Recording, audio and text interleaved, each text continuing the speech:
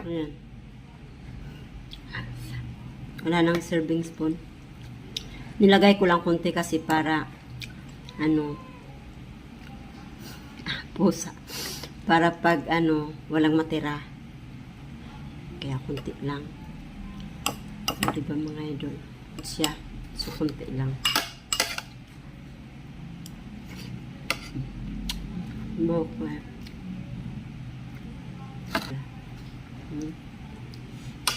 Para siyang sarap. Gayahin nyo ito. Masarap. Kaso, ang kulang nito yung celery. Walang celery.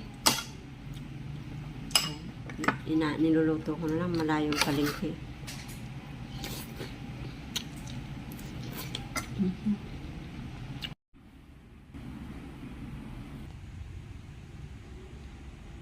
Magluluto tayo.